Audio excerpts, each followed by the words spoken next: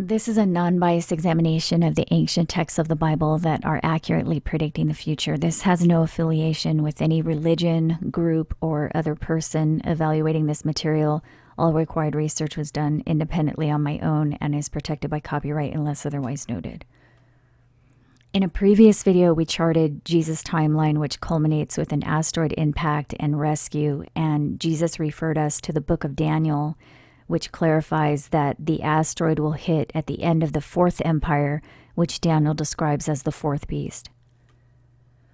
In this video, we're going to examine Revelation chapter 13, which gives us more clues about the final world empire that will rule at the time of the asteroid impact, specifically the beast with 7 heads and 10 horns.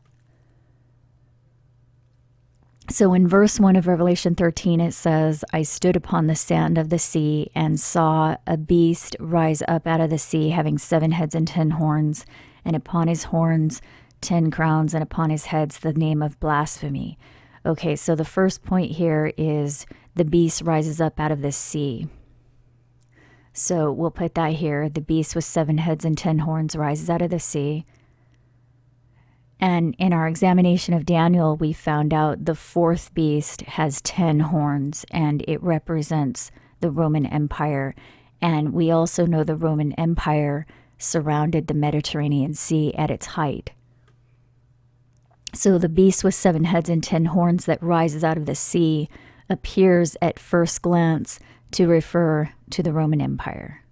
So we'll add that to our Roman Empire chart. The beast that rises out of the sea, the Roman Empire, has 7 heads and 10 horns.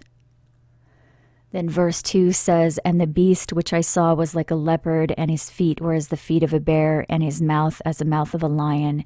And the dragon gave him his power and his seat and great authority. So the first point in this verse is that the beast is like a leopard.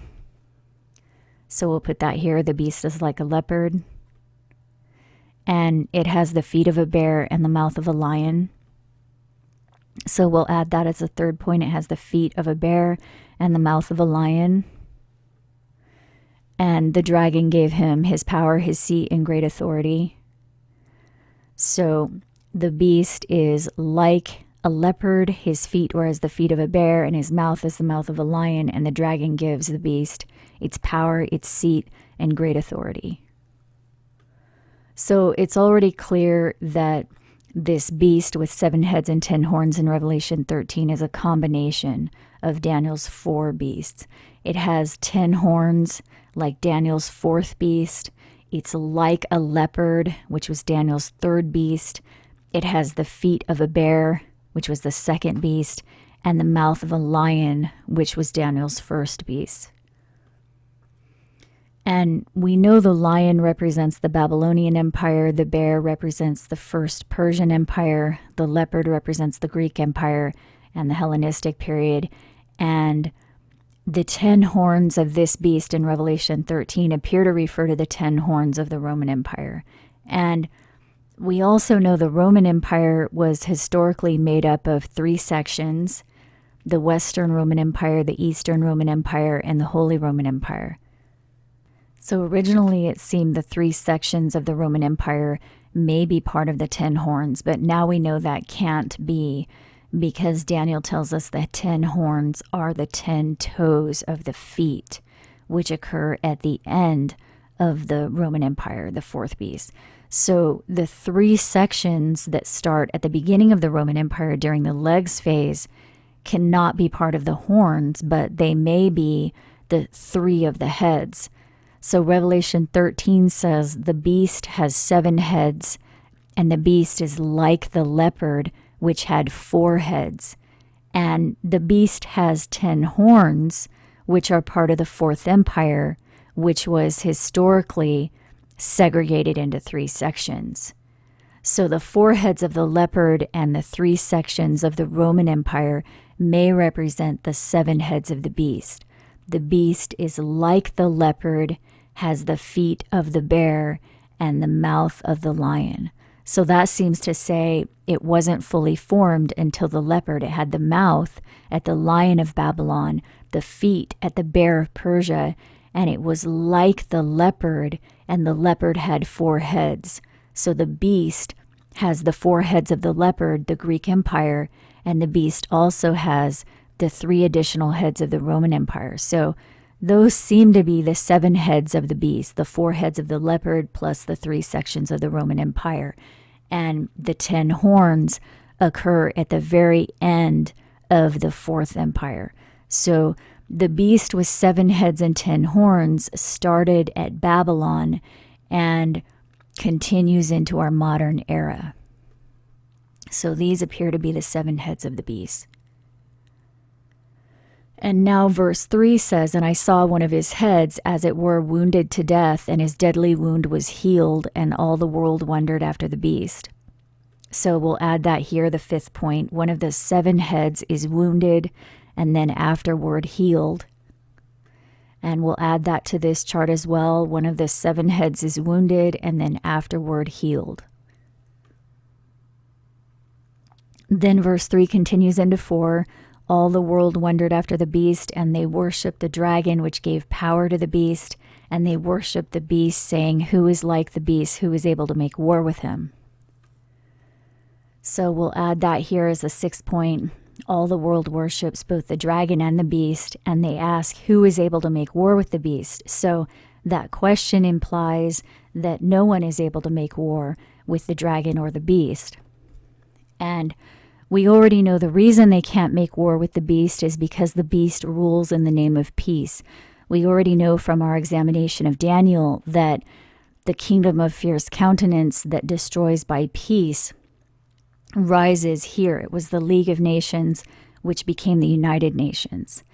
So we're just receiving confirmation in Revelation 13 that this is what Daniel was describing. So we're going to add this to the Roman Empire chart.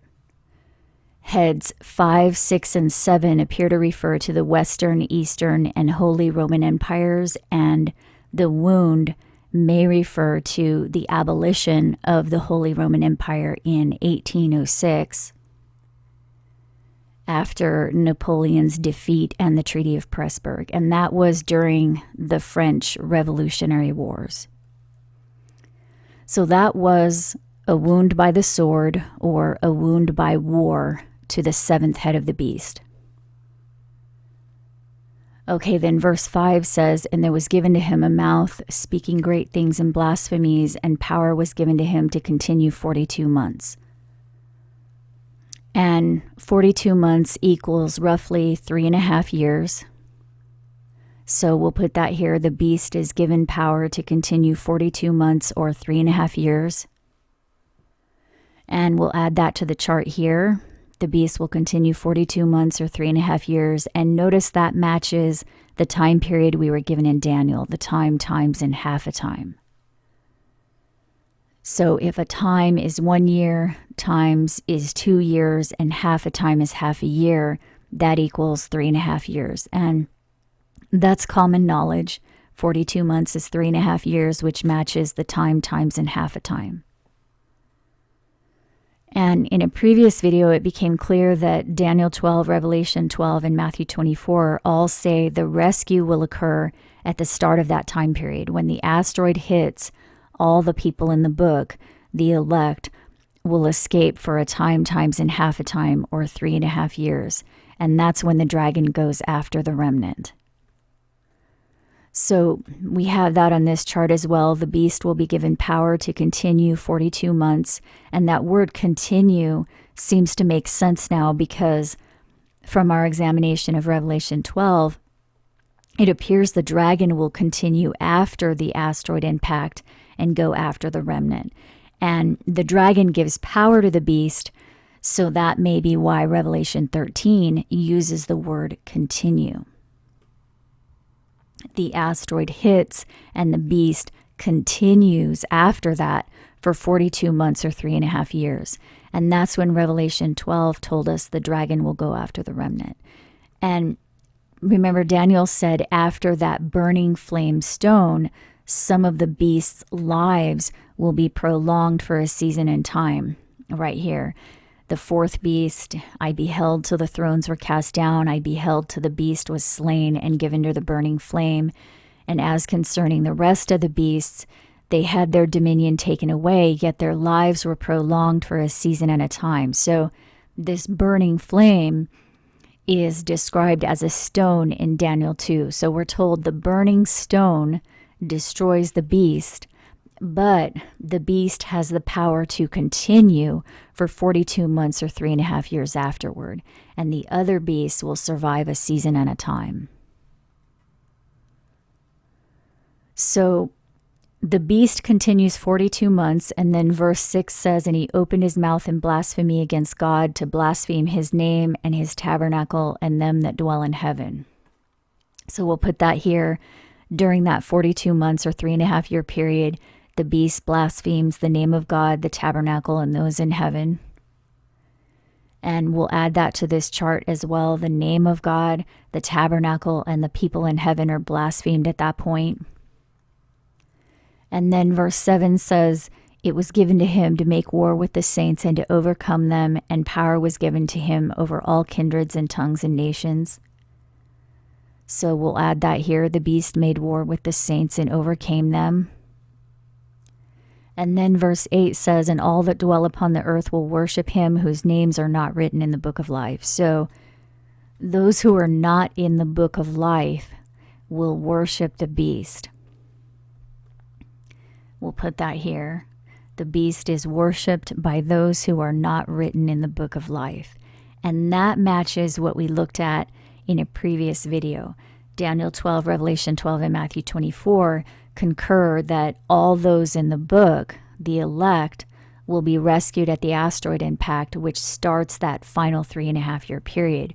So Daniel 12 told us all those in the book will be rescued, and now Revelation 13 confirms that the ones not written in the book are the ones who worship the beast. So all those in the book who do not worship the beast escape to the wilderness at the start of that 3.5 years. And during that time, the beast blasphemes the people in heaven. So we're told the people in the book will fly to the wilderness. But where is that wilderness exactly?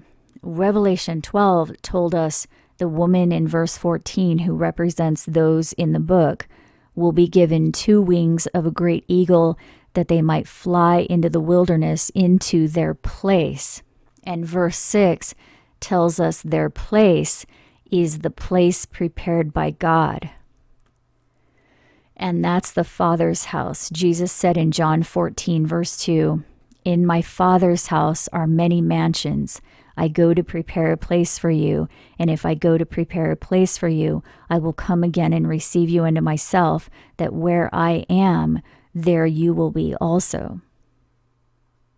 So the people in the book are going to the place prepared by God, which is the Father's house where Jesus is.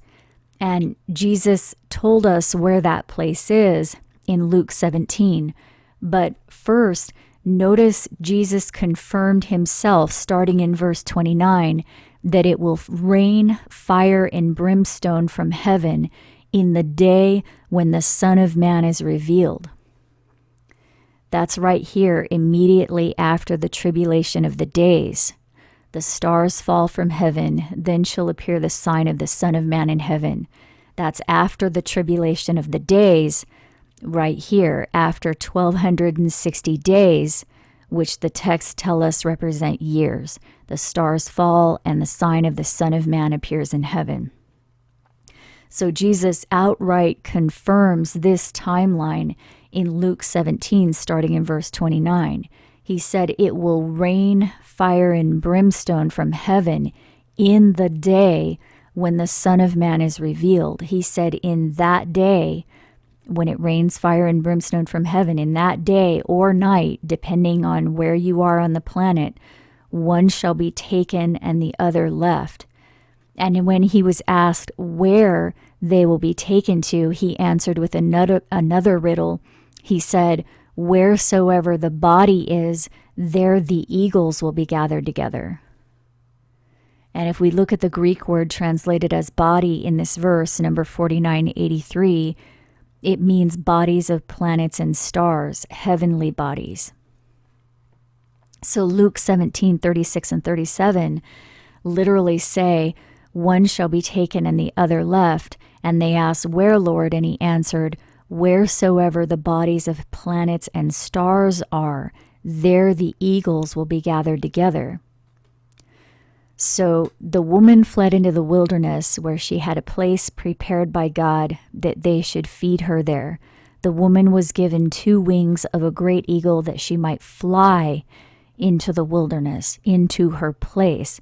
Jesus said, I go to prepare a place for you, that where I am you will be also. One shall be taken and the other left. Where? Where the heavenly stars are, there the eagles will be gathered together.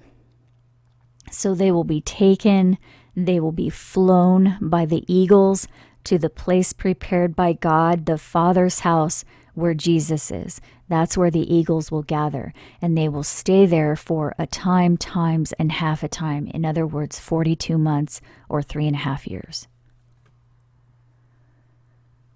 And that refers to the elect, the ones written in the book. Jesus said the angels will gather the elect from the 4 winds. But Jesus said in Luke 17, some will be taken and others left. And Revelation 12 tells us some of the ones that are left are the remnant, the remaining, the ones the dragon will go after during that 3.5 years. And Revelation 13 is telling us during that time the beast will blaspheme God's name, the tabernacle, and those who are in heaven. So those in heaven refer to the elect, those in the book that will be flown to the Father's house where Jesus is. The eagles will carry them and gather in heaven. So it says, the beast will blaspheme the tabernacle, that's the Father's house, and the people in heaven. So that would be the elect or those in the book. So this tells us the beast is going to lie about those in the book after they're rescued and taken to the heavenly tabernacle where Jesus is. The beast is going to lie about the name of God, God's tabernacle, and the elect who are taken to heaven for that 3.5 years. But then remember Revelation 12 said, after the woman flies to the wilderness, the dragon is angry and goes to make war with the remnant. And the remnant are those who keep the commandments of God and have the testimony of Jesus Christ. So that's not everyone who's left behind. That's the ones that the dragon goes after. So some of the people who keep the commandments and have the testimony of Jesus Christ, the remnant, will not go to the Father's house at the rescue when the asteroid hits. And that may tie into the next level of this, because verse 8 tells us those on the earth will worship the beast, and they are those who are not in the book. They're on the earth because they didn't go to the Father's house. We're told the ones in the book will be rescued, and the ones worshiping the beast are the ones not in the book. They're the ones left behind, the remnant. And Revelation 12 tells us some of them keep the commandments and have the testimony of Jesus Christ. So right here,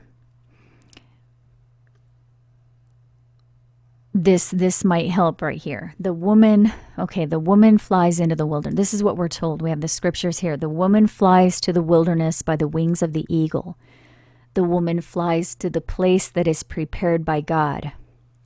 The dragon goes after the remnant after the woman leaves. The remnant keep the commandments and have the testimony of Jesus.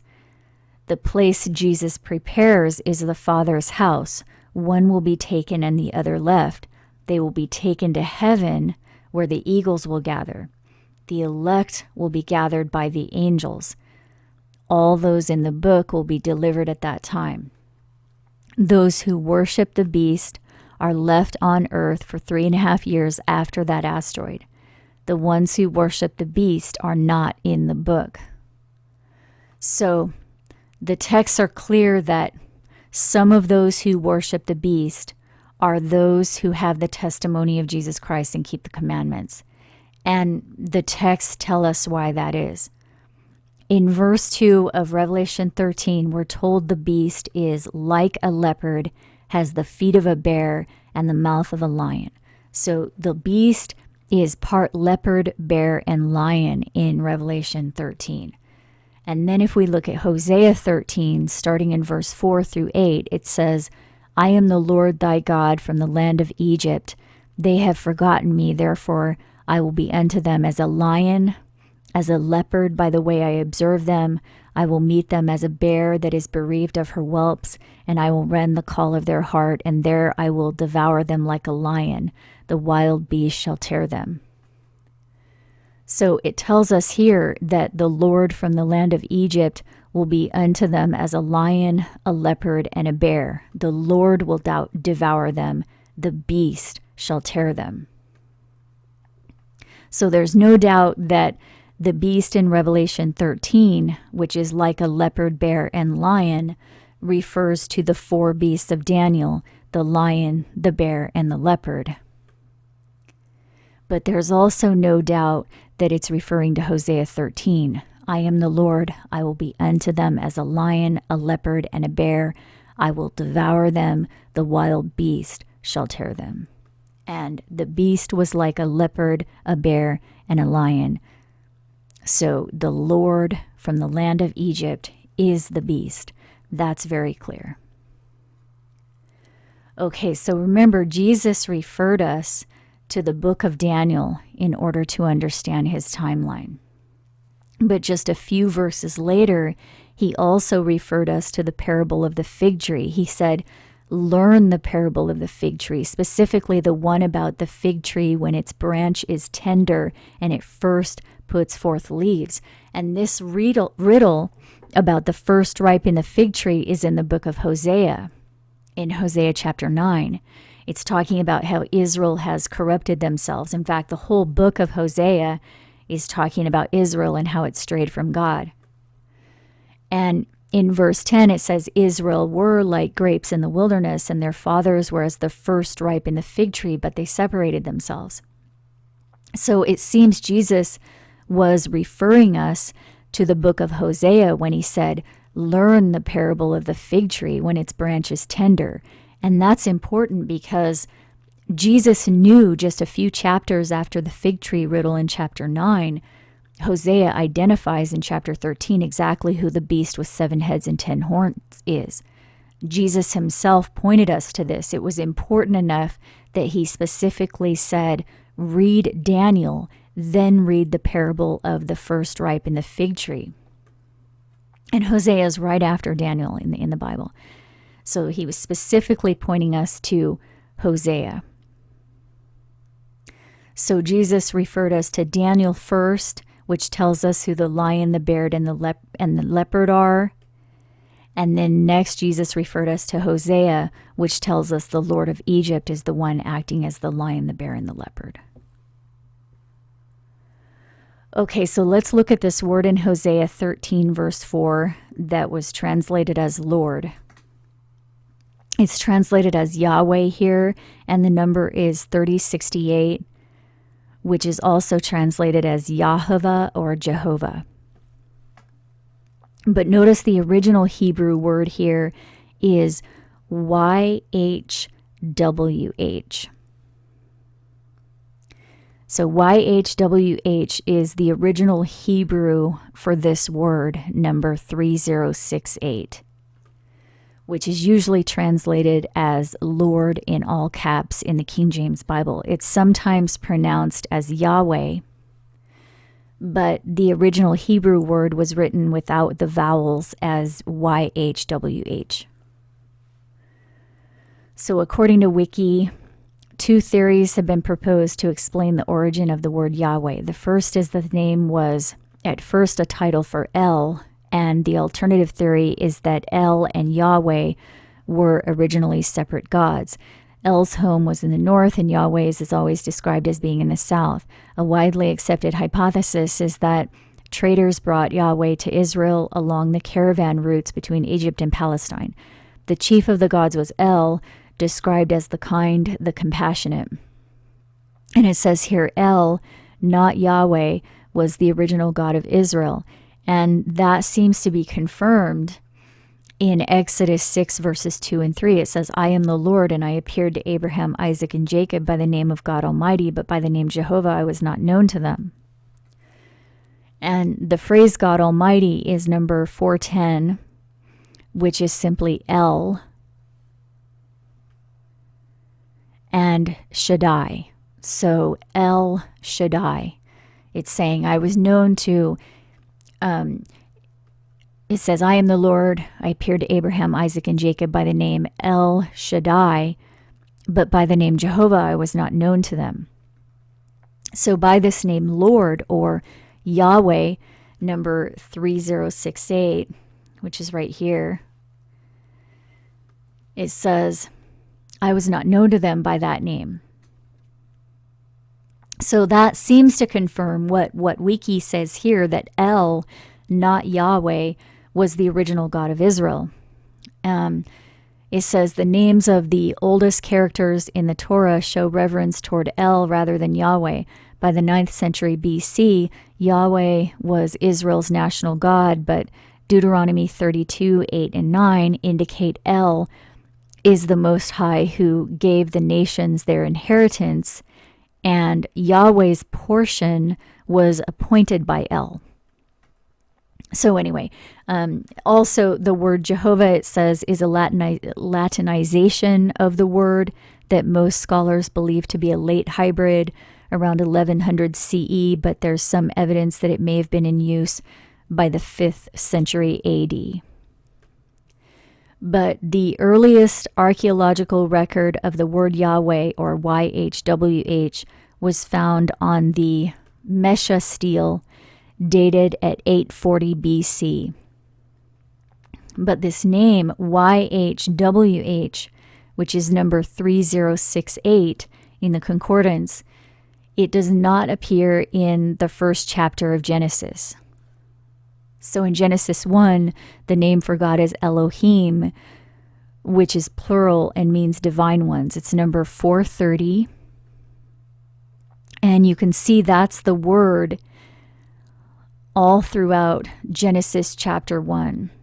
So you can see the word is translated as God in the King James, but it's all number 430, which is the word Elohim, and it's plural. So all throughout the whole chapter of Genesis 1. So Genesis 1 tells us the Elohim created new conditions in the earth and its atmosphere, making earth a paradise, and it was good. Then in Genesis 2, it says the Elohim finished their work, and in verse 4 of Genesis 2, the word Lord shows up, which is word number 3068, and that's the word YHWH, Yahweh. And it indicates that Yahweh was one of the Elohim because the words appear together in Genesis 2. So Yahweh was one of the Elohim, it seems like, a specific member of that. And remember, Deuteronomy confirmed that when it said El appointed Yahweh's portion. So verse 8 here says, Yahweh planted a garden in Eden. So in the King James, Yahweh is usually translated as Lord in all capital letters. So it says, Yahweh planted a garden in Eden, and a river went out of Eden and became into four heads, and the fourth river is the Euphrates. So the Euphrates River is the main river in modern-day Iraq. So scholars have been searching for the remains of the Garden of Eden in that area for hundreds of years, maybe even thousands of years. This map shows a few of the locations thought to be where Eden was. But the important point here is Genesis 1 tells us the Elohim made the whole earth a paradise. And Genesis 2 tells us Yehovah, or Yahweh, created a garden here in modern-day Iraq, or near there. And that was also the region known as Mesopotamia to historians and anthropologists. So Mesopotamia is the area where modern civilization originated, according to mainstream Western scientific theories. And Genesis 2 tells us it was Yahweh who created Eden in that same general region of the world. And now Hosea tells us Yahweh will be as a lion, leopard, and bear, which Revelation 13 tells us is the beast with 7 heads and 10 horns. So the beast with 7 heads and 10 horns was like a leopard, the third beast of Daniel. It had the mouth of a lion, which was the first beast in Daniel, and the feet of a bear, which was the second beast. And we know the lion, the bear, and the leopard in Daniel represent the Babylonian Empire, the first Persian Empire, and the Greek Empire. So Revelation 13 says, the beast with 7 heads and 10 horns is like a leopard, bear, and lion. And Hosea 13 says Yahweh is like a leopard, bear, and lion and devours them like a beast. And now Genesis 2 tells us Yahweh created a garden in Eden where the Euphrates comes out. And that was Mesopotamia, the cradle of civilization. And out of Mesopotamia, Babylon rose up. So Hosea 13 tells us Yahweh will be unto them as a lion, which was Babylon. And Revelation 13 tells us the beast will have the mouth of the lion, Babylon. And this is the location where modern anthropologists believe writing first developed in the Western world. And the texts say the beast had the mouth of the lion, Babylon. So that may indicate the beast begins to speak here in Babylon. And that's interesting because Genesis 11 talks about the language of Babylon. It says, the whole earth spoke the same language, and the humans said, let us build a tower up to heaven and let us make a name. And the Lord came down, and the Lord said, let us go down and there confound their language, that they may not understand each other's speech. So the Lord scattered them abroad, therefore the name of it is called Babel. So that tells us right there that the Lord, which is the word for Yahweh in this verse, Genesis 11:6, verses 6 and 7 tell us the Lord Yahweh is not one person, but a group. The Lord said, let us go down to confound their language. So this is really important. We need to take note of this. The beast is Yahweh or Yehovah, and they are a group who go down to earth to confuse the language. And Jesus is the one who referred us to this. He wanted us to know who the deceiver is. By the way, Jesus saved them from Yahweh. You can see Matthew 1:21 says, she shall bring forth a son and call his name Jesus, for he shall save his people from their sins. And it tells us who Jesus' people were in verse 1. He descended from Abraham. So Jesus is saving his people, the descendants of Abraham, from their sins. And what were their sins? Hosea told us they were no longer following God. And remember, Jesus referred us to Hosea, the parable of the fig tree. So Hosea says, and we're just going to skim through here real fast, and please pause if you want to read this, but Hosea, the book of Hosea, this is what it's saying. Hear the word of the Lord, you children of Israel, for the Lord has a controversy with the inhabitants of the land, because there's no truth, nor mercy, nor knowledge of God in the land. I will punish them for their ways. They have begotten strange children. I will pour out my wrath on them. I will be to them as a lion. I desired mercy and not sacrifice, and the knowledge of God more than burnt offerings. I have seen a horrible thing in the house of Israel. They commit falsehood, and the thief comes in. There is none among them that calls to me. Strangers have devoured his strength, and he knoweth it not. Woe unto them, for they have fled from me. Destruction to them. They have spoken lies against me. They have not cried to me with their heart. He shall come as an eagle against the house of the Lord, because they have transgressed. Israel has cast off the thing that is good. They have set up kings, but not by me. The workmen made it. It is not God. Israel is swallowed up. They sacrifice flesh for the sacrifices and eat it, but the Lord does not accept them. I will send a fire upon his cities. Rejoice not, Israel, for you have gone a-whoring from your God. What will you do in the solemn day, in the day of the feast? The days of visitation are come, and Israel shall know it, for the multitude of their iniquity and the great hatred. They have deeply corrupted themselves. He will remember their iniquity. I found Israel like grapes in the wilderness. I saw your fathers as the first ripe in the fig tree, but they separated themselves, and their abominations were according as they loved. So this right here is what Jesus told us to learn. Israel is an empty vine. He brings forth fruit to himself. Israel shall be ashamed of his own counsel. Israel has sinned. You have eaten the fruit of lies. In a morning shall the king of Israel be cut off. When Israel was a child, I loved him, but they went and sacrificed to Baalim. The sword shall abide on his cities. But Judah yet ruleth with God and is faithful with the saints.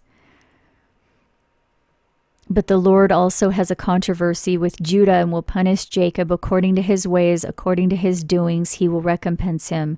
The Lord God of hosts is his memorial.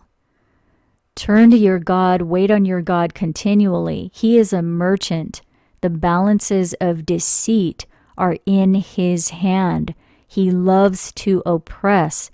So this clearly tells us again in Hosea 12 that the Lord God of hosts is a deceiver and oppressor. So this is Hosea 12:5. It says Yahweh, the God of war. Yahweh is a memorial. So Yahweh is the God of war, it says. Okay, so verse 5, Yahweh, the God of war, Yahweh is his memorial. And then verse 7, he is a merchant. The balances of deceit are in his hand. He loves to oppress. Ephraim exalted himself in Israel, therefore shall they be as the chaff.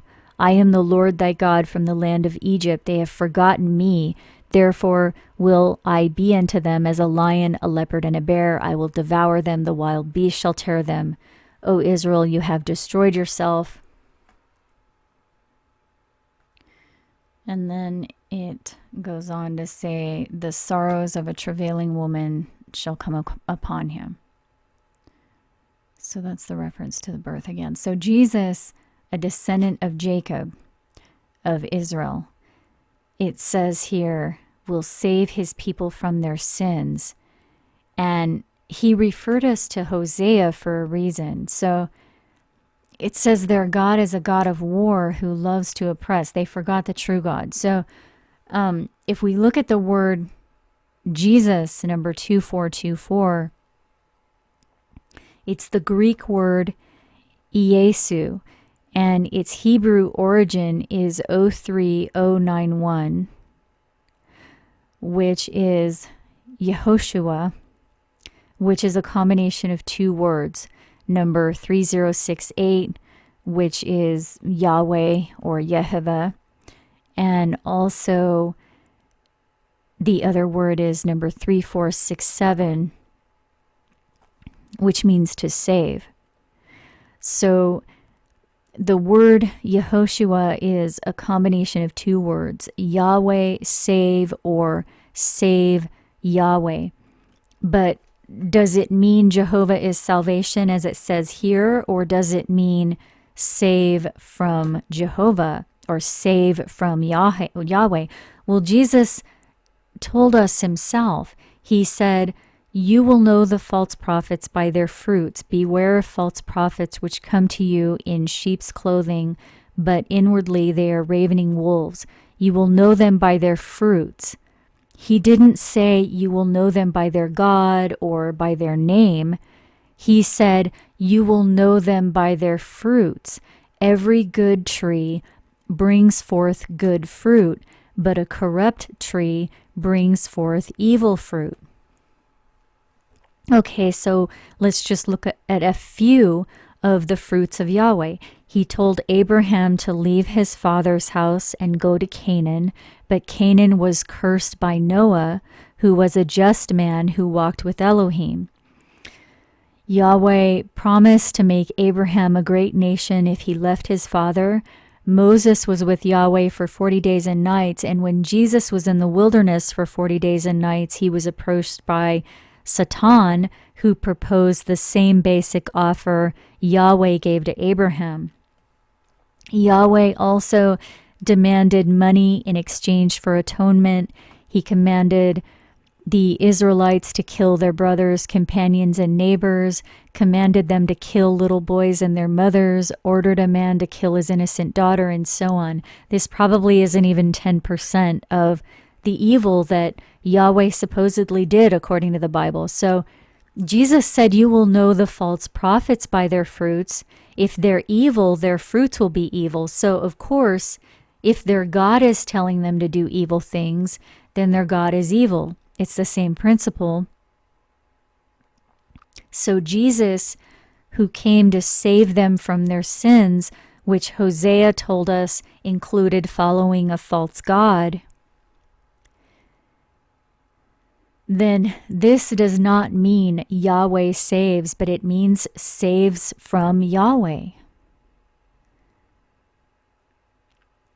So back to Genesis 11, verse 6 and 7, the Lord Yahweh said, "Let us go down and confuse their language and scatter them." And this place is called Babel in verse 9. So this story is known as the Tower of Babel. This is a wiki article on it right here. And it says that the ziggurat of Babylon is believed to be the Tower of Babel. It says Nebuchadnezzar II rebuilt it, but it was destroyed by Alexander the Great.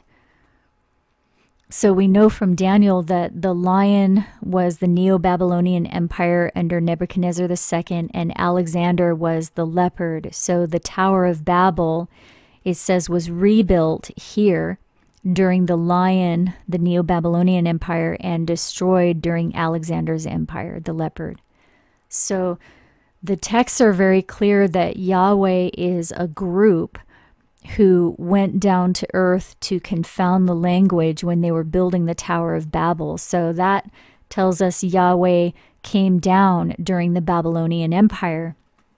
And that makes sense because the texts tell us Yahweh is the beast who had the mouth of a lion. Their mouth is during the Babylonian Empire. So it may be that they confounded the language of humans in order to amplify the sound of their own voice. Or, drown out the other teachings in order to amplify their own. I don't know, but it says in verse 4, it says they created a name at this point as well.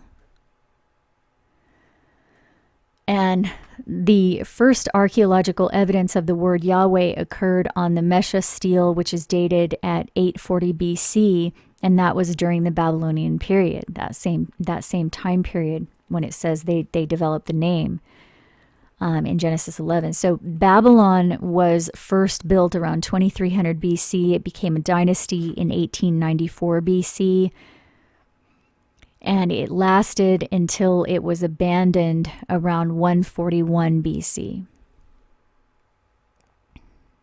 And the first archaeological record of the name Yahweh appeared in 840 BC, while Babylon was under the Assyrian Empire just a few hundred years before Nebuchadnezzar's Neo-Babylonian Empire in that region.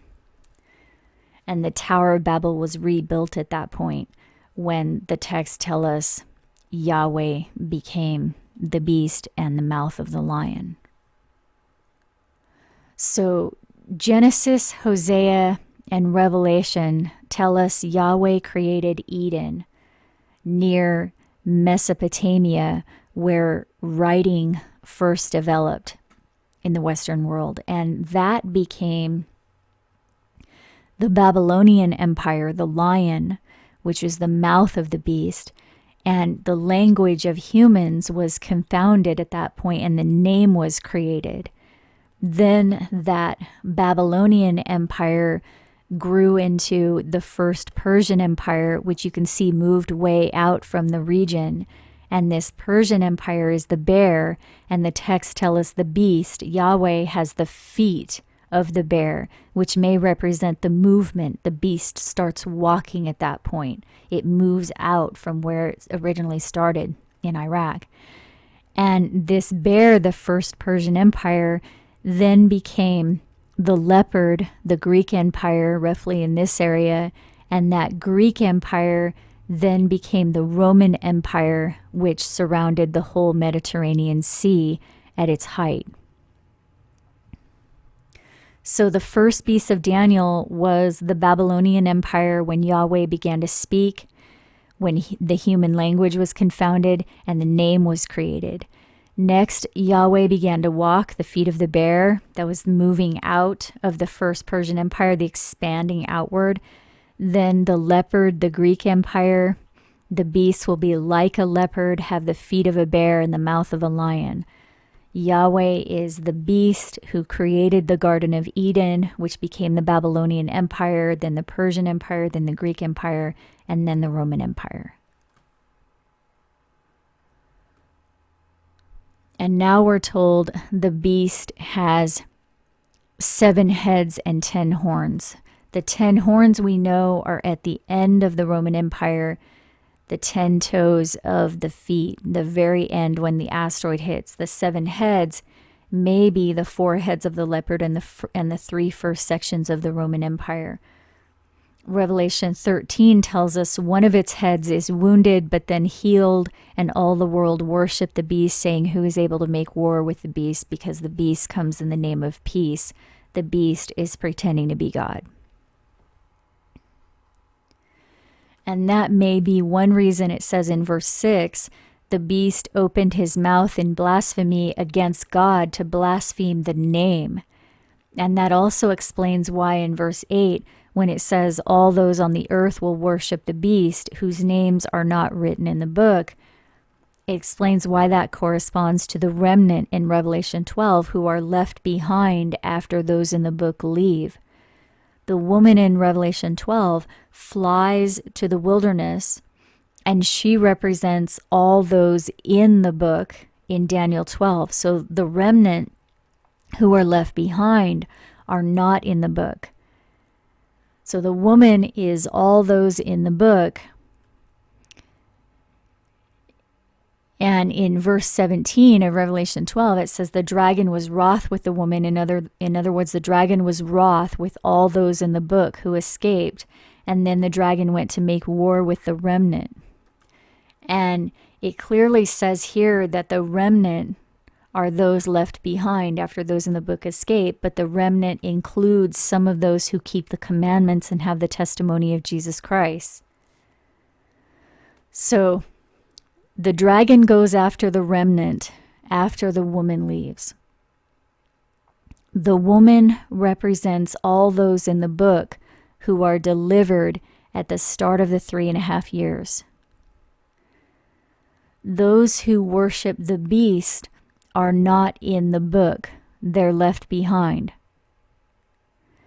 That's why it says those who worship the beast are on the earth. They're left behind after those in the book escape. Woe to the inhabitants of the earth, those who worship the beast, who are not in the book, who are left behind, are those who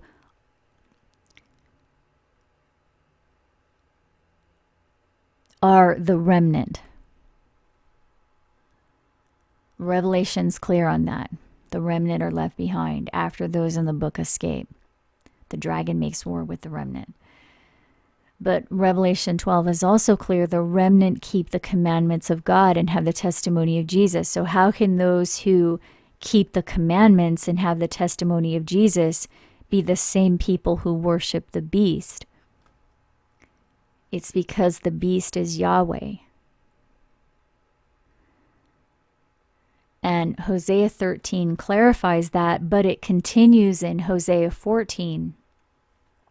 It says in verse 9, "Who is wise that will understand these things? For the ways of the Lord are right, and the just shall walk in them, but the transgressors shall fall therein." So one way that can make sense is the just will walk in the right ways of the Lord, and the transgressors will fall in the false ways of the Lord. Maybe that's what it means. That makes sense. And this seems to be explained in Revelation 22. It says, "He that is unjust, let him be unjust still. He that is filthy, let him be filthy still. He that is righteous, let him be righteous still. And he that is holy, let him be holy still. My reward is with me to give every man according to his works."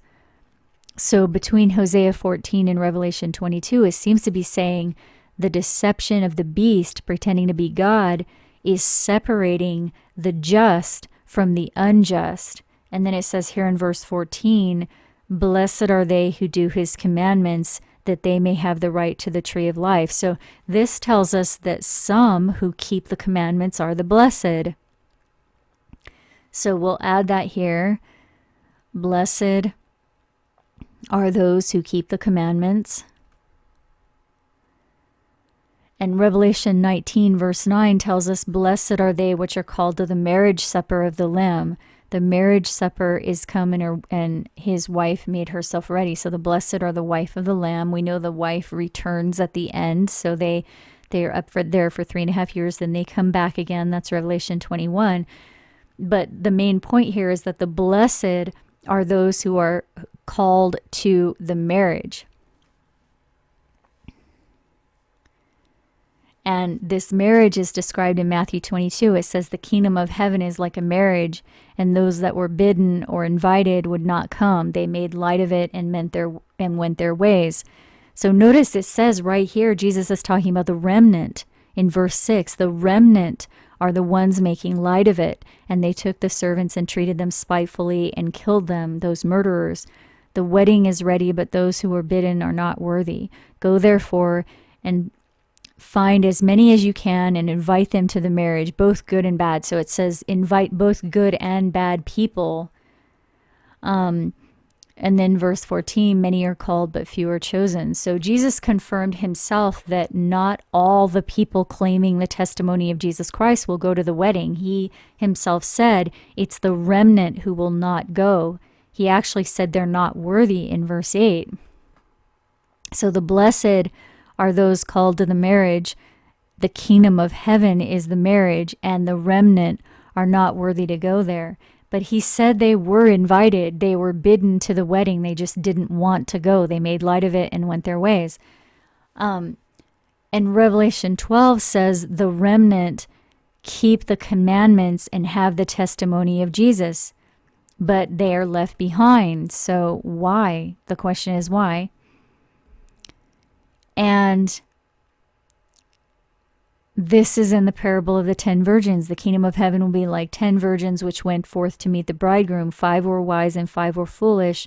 While the bridegroom tarried or delayed, they all slumbered and slept. And at midnight the bridegroom came, and they all arose. And the foolish said to the wise, "Give us your oil, our lamps have gone out." And afterward they said, "Lord, Lord." And the bridegroom said, "I don't know you." So he's saying here that half of the people who go forth to meet the bridegroom will be left behind. And those are the remnant.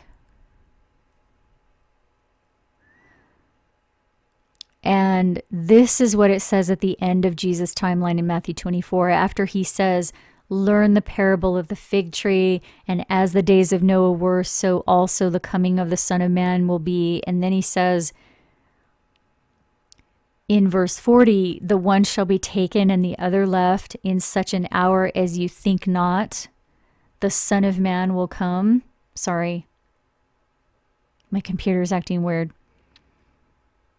In such an hour as you think not, the Son of Man will come. The faithful and wise servant will give them meat in due season. Blessed is that servant. But if the evil servant says in his heart, my Lord delays his coming, and shall begin to smite his fellow servants and to eat and drink with the drunken, the Lord of that servant shall come in a day when he does not look for him, and appoint him his portion with the hypocrites. So notice it says, the Lord of that servant, which indicates those who are spending their time attacking others worship a different Lord. They don't worship maybe the God of war. They don't worship the Lord of love. It says their Lord will come in a day they don't expect, and they will get the portion of the hypocrites. And then here's another riddle Jesus told about this in Matthew 21. There was a certain householder which planted a vineyard and let it out to husbandmen and went into a far country.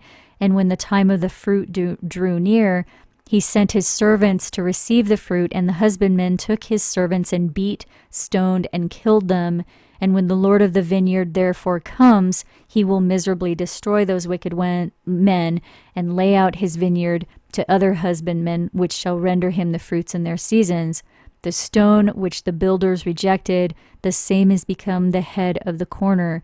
Therefore I say to you, the kingdom of God shall be taken from you and given to a nation bringing forth the fruits thereof. So that indicates the kingdom of God. There are people that already think that it's theirs, but he's saying here, there's going to be people who think that they're part of that, and it's going to be taken from them because they're actually hurting people. So, and they think that's okay because they're worshiping this God of war.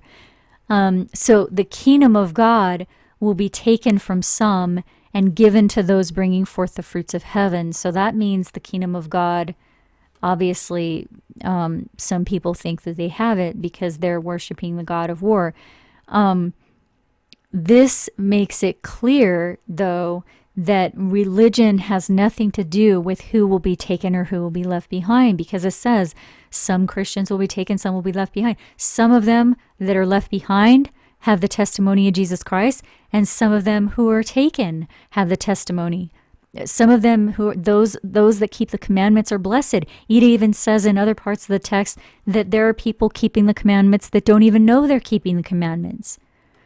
So blessed are those who keep the commandments, but there are people who keep the commandments who are going to be left behind. It clearly says that. So it has nothing to do with religion. It has to do with their fruits. That's what Jesus said. And another word Jesus uses to identify those who will be taken and those who will be left behind are the words blessed and woe. So notice number 10 through 12 here. Those who worship the beast are on the earth after the escape. Woe unto those on the earth. This is the verse right here in Revelation 12. It says, rejoice, you heavens, and you that dwell in them, but woe to the inhabitants of the earth. So that indicates those that go to the heavenly place, they are rejoicing, but woe unto those that stay on the earth. So number 14, the blessed are those called to the marriage, and the kingdom of heaven is the marriage. But number 12, woe to the inhabitants of the earth, and those are those who worship the beast, who are not in the book. So there are two groups, the blessed and the woed, and Jesus tells us who they are. The blessed are the poor in spirit, for theirs is the kingdom of heaven. The blessed are they that mourn. The blessed are the meek. The blessed are they that hunger and thirst after righteousness. The blessed are the merciful. The blessed are the pure in heart. The blessed are the peacemakers. The blessed are they that are persecuted for righteousness' sake. Blessed are you when men shall revile you and persecute you and say all manner of evil against you falsely. Be glad about that, because great is your reward in heaven. And then the attributes of the blessed are also listed in Luke 6. Blessed are the poor, blessed are you that hunger, blessed are you that weep, blessed are you when men shall hate you and separate you from their company. But then it tells us who the woe are. It says, woe unto you that are rich, woe unto you that are full, woe unto you that laugh now, woe unto you when all men shall speak well of you. And then Luke 11 continues. It says, the Pharisees make clean the outside of the cup and the platter, but your inward part is full of ravening and wickedness, you fools. So these are the foolish virgins he's talking to. Woe unto you, Pharisees, for you love the uppermost seats in the synagogues. Woe unto you, scribes and Pharisees, you hypocrites, you are as graves. Woe unto you, lawyers, for you laid men with burdens grievous to be borne, and you yourselves touch not the burdens with one of your fingers. Woe unto you, for you build the sepulchres of the prophets, and your fathers killed them. And that actually leads into the next section of Revelation 13, which we're not going to talk about in this video. But those are just a few points about the blessed and the woe. But this also ties into the riddle of the wheat and the tares right here in Matthew 13. It says, the kingdom of heaven is like a man which sowed good seed in his field, but while the man slept, his enemy came and sowed tares among the wheat. Then the servants said to him, do you want us to go and gather up the tares? But he said, no, let both grow together until the harvest. And in the time of the harvest, gather together first the tares and bind them in bundles in order to burn them, but gather the wheat into my barn. So the first thing is the binding of the tares. He says that's the first thing that happens at the time of the harvest. And then after that, well, we know what the burning is. That's the asteroid impact. And maybe nuke sounds like nukes as well. It's war, basically, because we know the war starts right after the asteroid. So that's what the burning represents here. So we know that happens from our examination of the text. We know that that happens simultaneously. The wheat or those in the book are taken to what he says here, figuratively, the barn. They're taken to that safe place, the Father's house, at the same time the asteroid impacts. That's what the texts say happens. But the binding occurs before that. So Hosea 14 indicates the transgressors will fall in the ways of the Lord, while at the same time the just are walking in them. So at least part of the binding seems to be the ways of the false god. So Yahweh is the beast to those who follow the false god. That's what Hosea tells us. So the beast with 7 heads and 10 horns represents a false god, and the dragon gives power to this false god right here. That's one level of what these texts are saying.